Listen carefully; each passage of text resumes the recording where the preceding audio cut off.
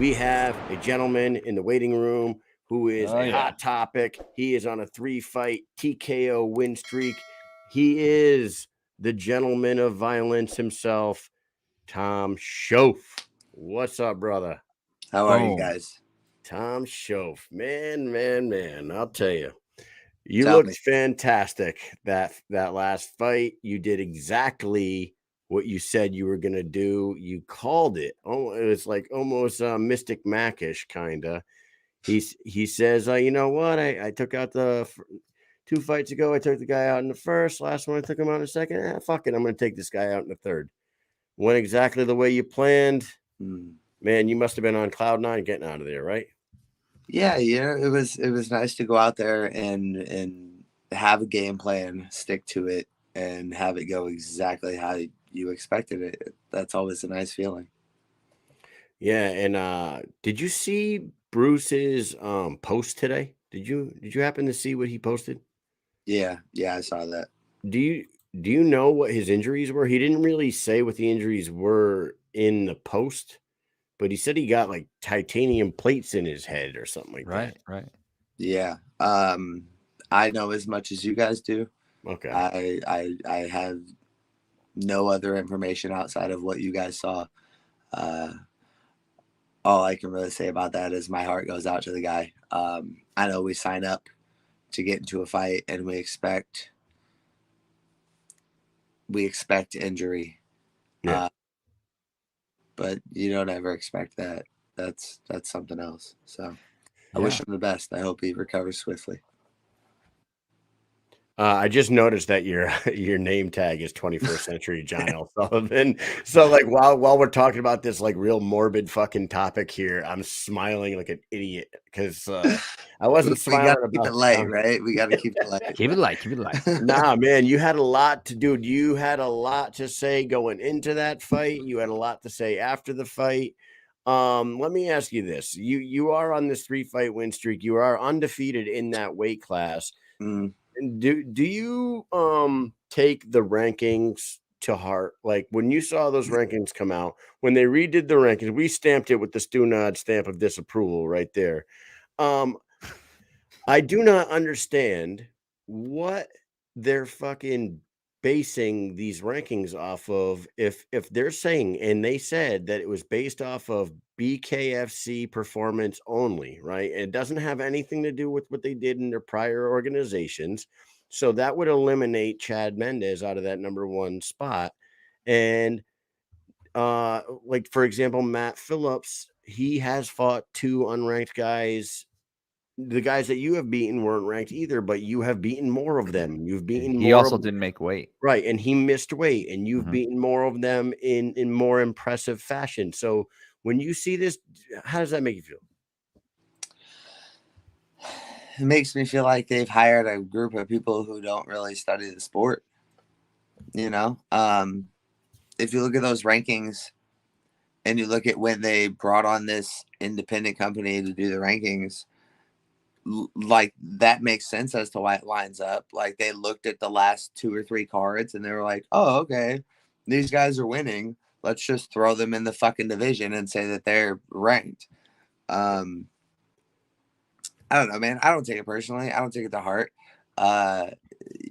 Anybody who does the research and anybody who's actually a fan of the sport knows and understands that as far as the 155-pound division goes, I have the most finishes, and there's no ifs, ands, or buts about it. You can't dispute that. You can't negate or regard that in any way, shape, or form. I have 3 finishes, and you can't name anybody else in the 155-pound division besides the champ who has that.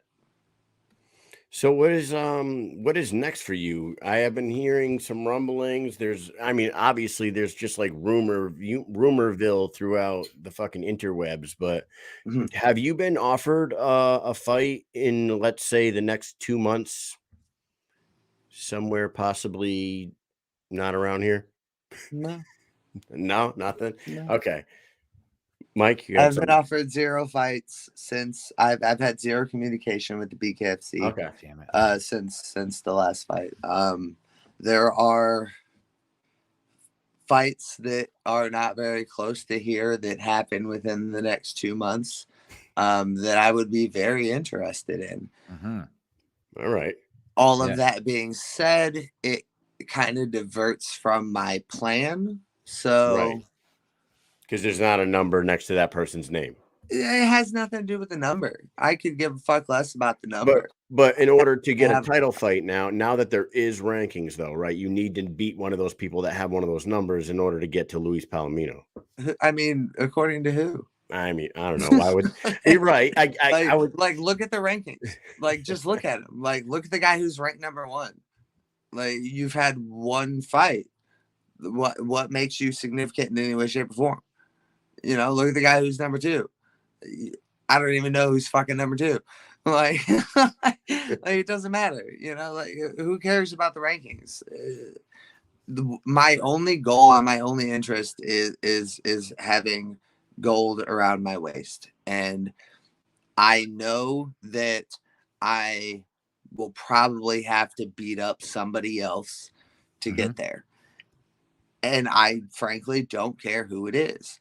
I would much prefer to just go right to the title. I would much prefer to just take that fucking title right now and defend it a few times and see where life takes me.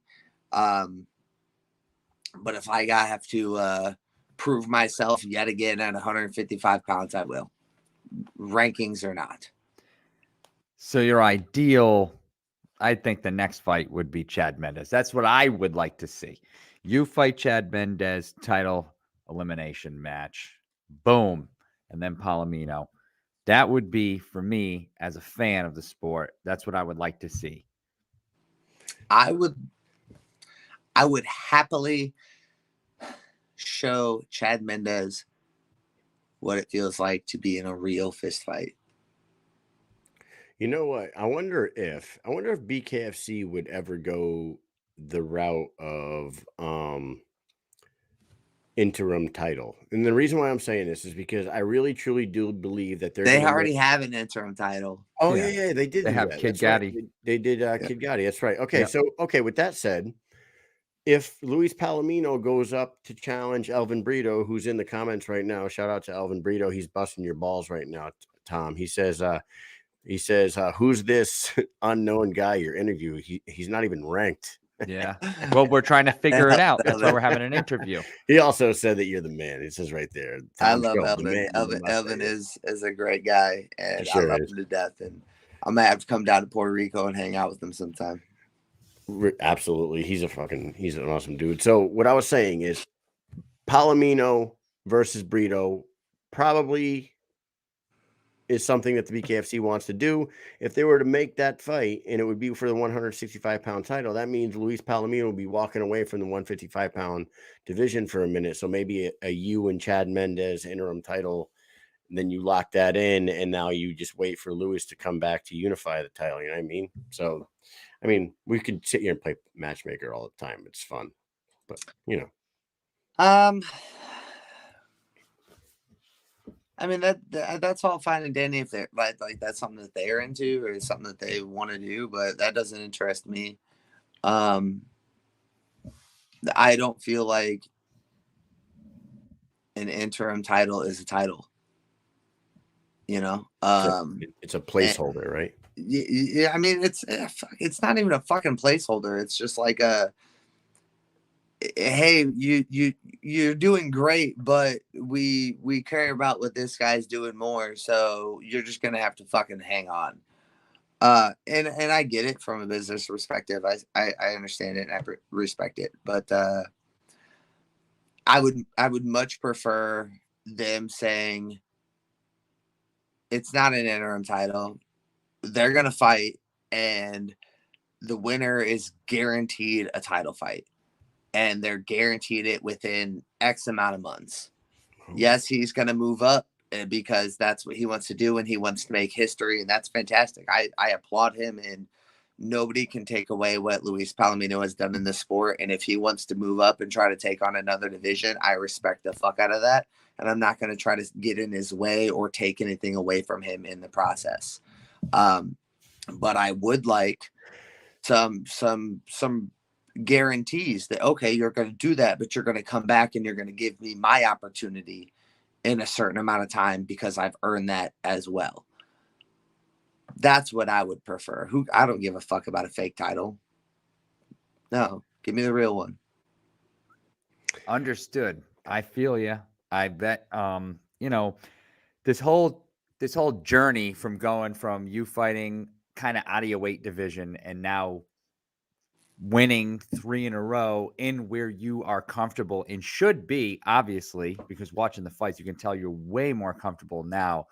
And now you got this stupid issue with the dumb rankings. But let's get out of the stupid ass Stunad rankings. We give them Stunad. Whoever's making these is a fucking Stunad, and they need to get one of these, you know? Yeah. But let's get away from that. I have to ask you a question that people have been messaging me asking, and I had asked Kai Stewart earlier about it. The Police Gazette. The Police Gazette was not there when you fought, and you did not receive a medal afterwards. How did that feel? Are you upset that the Police Gazette is not taking part in the BKFC now and is only going to be at BYB and BKB for the foreseeable future, or does it not matter to you?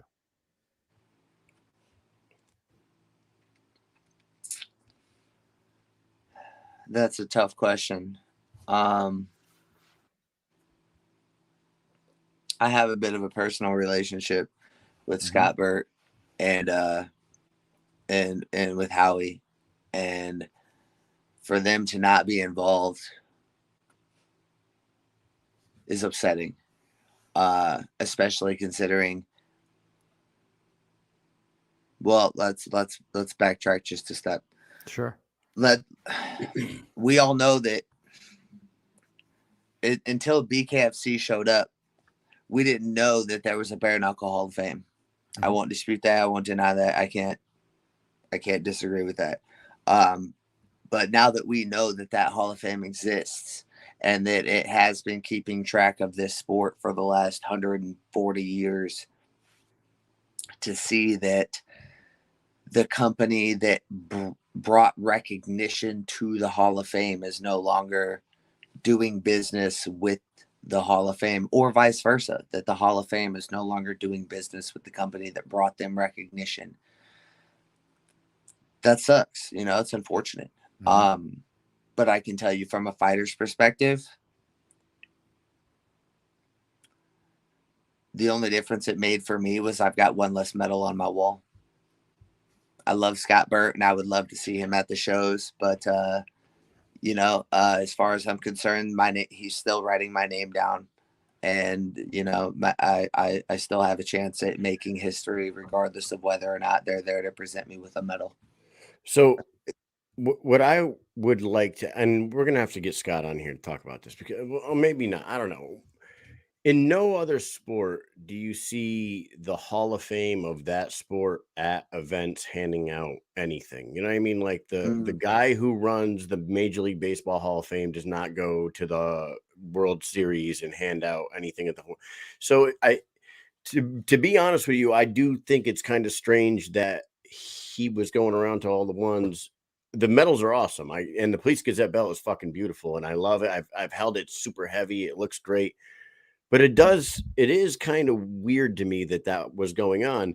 And now that they have kind of like broken up, do you know, is he just not even going to like recognize BKFC, or they're still going to recognize them as an organization in the Hall of Fame? They're just not going to do any business with them. Do you know the scoop on that? Well, what I can tell you that everything that is about to come out of my mouth is pure speculation. Okay. I don't know anything. I haven't spoken with Scott personally. I don't know anything about their business proceedings in any way, shape, or form. But me knowing Scott, he's, for all of his perceived flaws, he's a good human being and he's good at what he does. And I think that his main goal through and through is to preserve the history of the sport. And with that said, I think he'll continue to support the BKFC in that sense. He'll still consider us part of the organization and, part of the sport and keep track of everything. Um, outside of that, like I said, it's just speculation. I don't know, man. Yeah. I have as much information as you guys. Yeah. Yeah. It's a You get where weird I'm- situation. It's You so get- it's so weird because like you said, I respect Scott. We've met him a few times at different events and stuff. Super nice dude. We went to the Hall of Fame when we went to New York, when they went to New York the first time. Mm. And man, it was cool. I like the guy, I like the Hall of Fame. I love He the knows belts so and the he medals. knows so I much know shit. he The- does. He's Yeah. passionate about it. So it is sad, as Susan Walker says. I that's what I think. I think it's sad. I hope that cooler heads prevail and this is all in the past. Before we know it, it'll be in the past and everything will Yeah. be settled. Yeah. So, I mean, there's hiccups in every relationship, man. Honestly, truly, there are. So I'm sure they'll figure it out, and once they do, we'll be right back on track. Like you said, just it'll be something of the past. All right. We got to also ask you about one other thing. Before the fight, you did an interview with the OG, and you said, Palomino is trash. Good Chad John Mendez is trash. trash. Good John is trash. Mendez is trash. I'm sure there were a couple other ones. Yeah, I threw a bunch of names out there. Yeah. Can you what do you mean? But like you see giant massive holes in all of their games, because a lot of people when if you ask anybody on the you ask a lot of people who's the best bare knuckle fighter on the planet, a lot of people will say Luis Palomino, and you said that he was trash. So what exactly do you see that is trash in the champ? I really want to know. That's a fun question. What do I see that's trash in the champ? Man. In this sport, because we have to be specific. In this sport, he's never been in a fight. He's never had anybody actually take a fight to him, actually stand in there and do things, that weren't to his liking. Depending on who he fights and what their tactics are, he's not the most impressive. I mean, he couldn't finish Brown, who was clearly injured going into that fight. Dat is a great example. Obviously, clearly underweight, couldn't finish him. Tyler Goodjohn couldn't finish him. I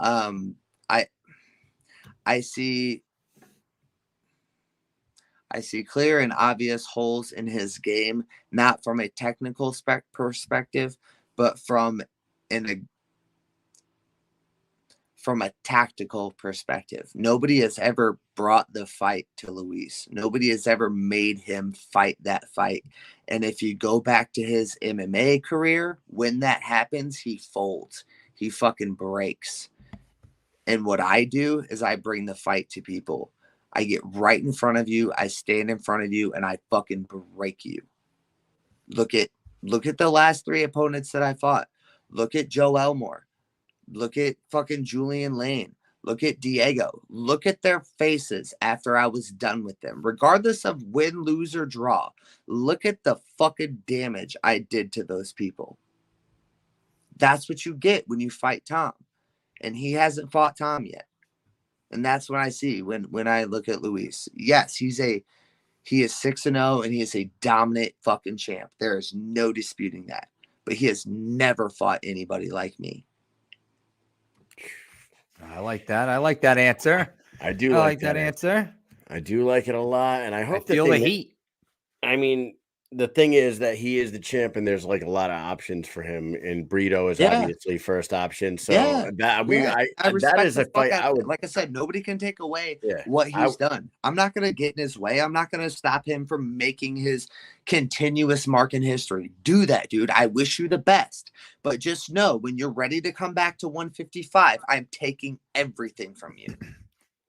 However, I do think that if you continue along this path, speaking the way that you're speaking right now, every chance that you get, that it's going to be hard to argue against you fighting him. I already think it's hard with the fucking Stunod rankings out there screwing everything up.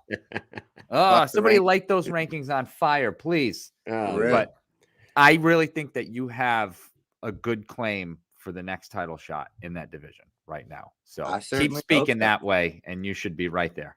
So I certainly hope so. there you have it, folks. Tom Schoaf versus Chad Mendes for the #1 contender shot against Luis Palomino when he gets done doing whatever he's doing.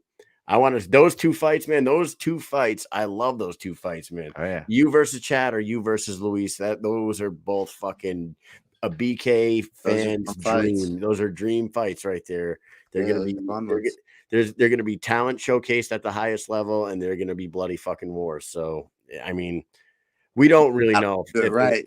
yeah, I don't know if the one in you and Mendes would be Mm. as entertaining as you and Luis Palomino, because we really didn't really get to see all of Chad Mendes. He even No, shot Chad he even, doesn't want it. I'll be yeah. the first to tell you. I have studied that man enough to know that he is living very comfortably right now, and the last thing that he and his wife want is to him having more scars all over his face, and that's all I'm gonna do to Chad Mendes. That man is 5'5" at best. You we'll just move on. We're gonna move on. We're gonna move on. He's being a gentleman about it right now. The gentleman of violence himself. Mm. You know, a lot of people talk about your mustache, dude. That's a part of you forever now. That's Yeah. it's Yeah. fantastic. And we have another guy coming on tomorrow night that has a pretty decent mustache himself. And when I put out the two posters back to back for today and tomorrow, Oh, look, we got this one. yeah, there's you, and then there's TJ out in Thailand. See, who I got a fights tomorrow night. TJ Chang. There he is. Yeah, Oh, that's a damn fine mustache. it is a damn fine mustache. So actually, Andy Wynn, who was the first guest tonight, messaged me and said Tom and TJ look almost like the same guy. They're all tatted up with the fucking part in your hair. and Hey man, great minds think alike. He must be one hell of a fighter. couple of goddamn gentlemen. I'm telling you. Hey, check this out. Look at these guys, huh? Look at that. That was a Bet- fun time. That was a fun good time. And I got, two best dressed guys in the building right there. I It got had to to be. You You know? want to know what? Our Parker grabbed my ass that night. I bet he did. I'm surprised it stopped at that. I know. Consider yourself blessed. Oh man, you know I what's feel like I missed hilarious out. is Art's coming on tomorrow night with us, and I said, hey, is 9:30 work for you on Thursday night? He wrote, hell yeah, I'll wear something slutty. That sounds exactly like Art. Yeah, I'll wear something slutty. So I sent him the picture of all of us standing Thank backstage there. I was like, well, check this group out. And he was like, that's classy. And then he sends me a picture of his like Muay Thai short, him in his Muay Thai shorts. He goes, that's assy. Yeah. Yeah, that's Art. Oh man, I can't. I love him. In both This guy. forms. Yeah. Yeah. Beautiful. That What a fucking beautiful guy. man. Good God. He's a character. Have you known him a long time, or you guys just get to know each other through fighting, or? No, we met. So I moved down to Oklahoma back in basically December of 19. I moved back down here to Oklahoma, and I went up to Oklahoma City to do some training for a bare knuckle fight. Roughly 3 or 4 months later, and Art was there, and he had heard about the whole bare knuckle thing, so we had brief conversation, and then we beat the shit out of each other. And then for like the next 7 or 8 months, I proceeded to come up every week, and me and Art would beat the fuck out of each other. We wouldn't talk much, but I mean, we would punch the shit out of each other's faces. And he loved it, and I loved it, and we pretty much just determined that we were best friends after that. You know, it's like I don't care who you are as a human being, you fight well, and I like it, so we're Yeah. friends. You guys both like Velociraptors and John Stamos. Fucking ain't right. You better believe it. Karate in the garage, baby. It's the mustache and the How it beard. turned out. Yes, I got indeed. to like if you guys were professional wrestling, you would be a amazing tag team with the mustache and the beard and the one really fit guy and the big hairy dude. It's like a pro wrestler's fucking protocol. Well, the scary part about it is the really big guy is probably more fit than I am. I'm not even gonna lie about that. He's in great shape. Oh man, I can't wait to talk to him tomorrow night. It's great having you on here. We got a couple a couple of the speed round questions for you here. We'll let you do these and then we'll let you get going, man. You got a lot of things going on for you.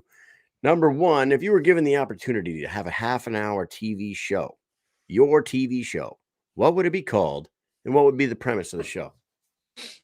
Oh, I'm gonna have to be completely egotistical and self-sufficient on it, or self-reliant on it, or self fucking whatever. I'm thinking about me.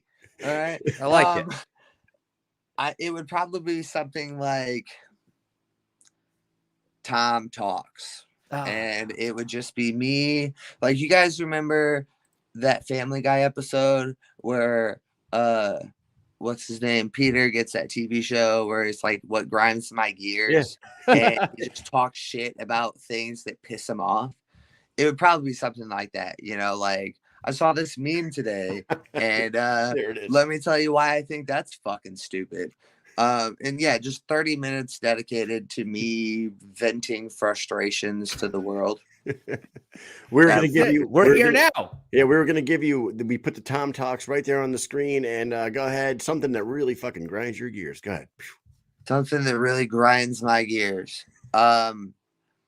People who don't work hard that support communism because they have no fucking clue what's going on. Beautiful. That was That's beautiful. that. I love it. There's short and sweet. Ladies and gentlemen, tune in next week for another episode of Tom Talks. Fucking it right. We're gonna make it happen. All right, here we go. Number two. What is the worst job you've ever had? Oh, I got like a whole laundry list of things that I have to. Slay 'em out. Well, are we talking like worse in what sense? You know, Just like one that you just- psychologically, emotionally, physically. Like, what are we talking about here? If you can have one that's all combined where you just fucking hate this job, why am I working here? Oh, that's tough, dude. Just shitty. Have you had a laundry list of shitty, like, real jobs? Yeah, bro. employment? Yeah, so I worked at a lot of like I've worked at a lot of gas stations. I've worked at a lot of fast food places. I used to clean carpets. I used to build houses. I used to be a laborer. I used to be a carpenter. I used to work in a rock mine. Yeah, man. Yeah, I used to be like one of those people that like calls to ask you to donate money to the police department. Bro, I've had all kinds of crazy and weird jobs. Marketing type shit. Yeah, basically. But yeah, I mean, like I said, I've had all kinds of just wild and obnoxious, fucking terrible jobs to try to support my fighter lifestyle. The telemarketer one's got to be the if worst. I had to be completely honest, the only job that's ever made me go, why the fuck am I doing this, has been being a fighter. Like, that's the only Afterwards, one. Like, when you wake up in the morning and you like one side of your face looks completely different from the other side of your face, and like that's usually when you're like, bro, what the fuck was I thinking? Like, why didn't I say in school? What's going on here?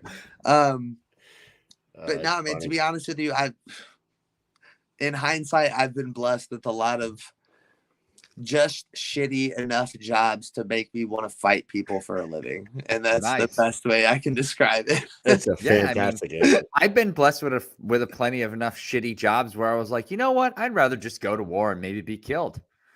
Yeah, exactly. You know, it's like sometimes complete nihilism just makes the most sense if you want to find meaning in life. Yeah. Oh man, that's a fucking great answer. Oh wow, outstanding! To the best of us, Tom.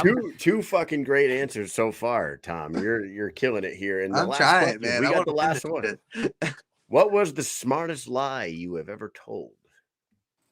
Wicked smart lie. Wicked smart lie I ever told. I tell my kids lies all the time. They fall for it because they're so dumb. I'm gonna have to go with none of them because I don't ever think I've gotten away with it.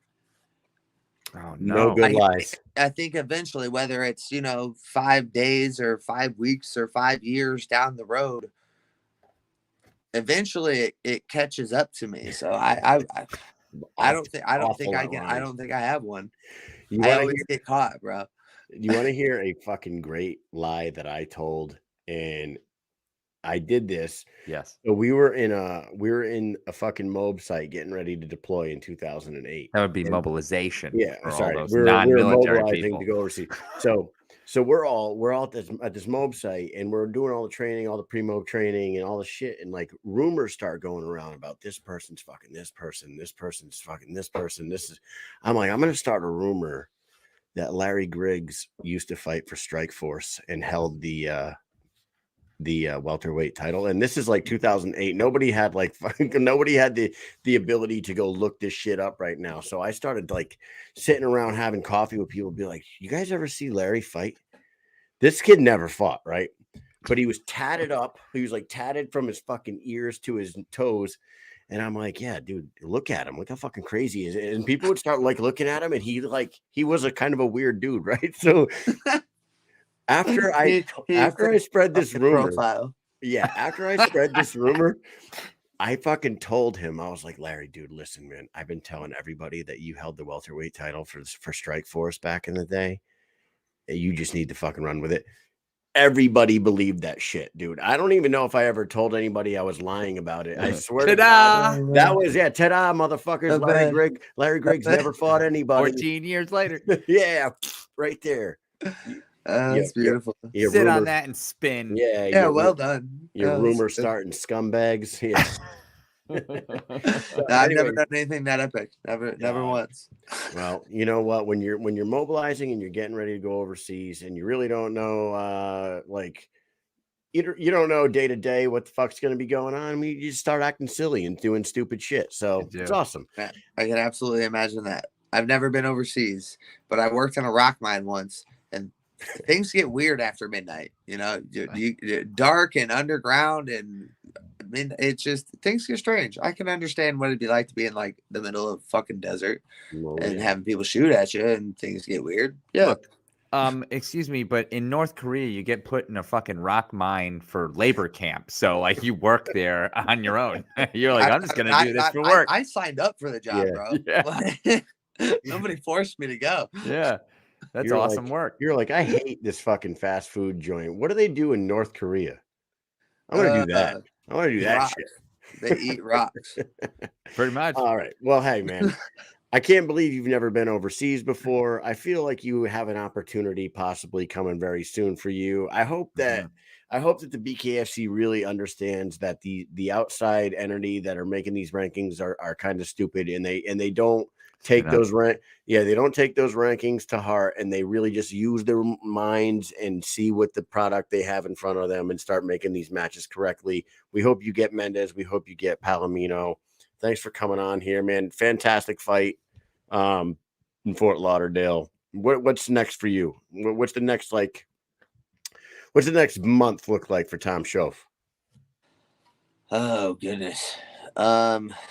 Wait, I don't know. I'm probably gonna wait until what's today? Wednesday. So I'll probably wait till tomorrow because that'll be a week from the fight, and I'll start working out again, and then let my face heal up and let my hand heal up. It's kind of swollen and funky over here, but all in all, I'm okay. Basically, the next month is just going to be healing up and waiting for the phone call and figuring out when I come back. I don't have any plans outside of that. As we talked about earlier, I want the belt, and that's what I want the most. But I understand that I have to go through potentially another body to do that, and I think we all know that Mendez makes the most sense at this point, considering the fucking stupid rankings. So that's it. I sit back, I heal up, and I wait for the phone call to say, hey, you're fighting this guy on this day, and you better be fucking prepared. Awesome, man. That's it. Well, we can't wait to see you back in there again. Thank you very much to the 21st Century John L. Sullivan, a gentleman of violence himself. Tom Shoaf, you are welcome back here anytime. Thank you guys. Thanks for Thank coming you on, for bro. having me. Cheers. I really appreciate you. All right, and everybody go follow his social medias. That's They're right. down Yeah, there. do that. Go Yeah, go do there it and right. follow me and hang out and watch me do not much on the interwebs. There you go. Take it easy, brother. Have a good one, guys. Thanks for See having you me. later. Take care.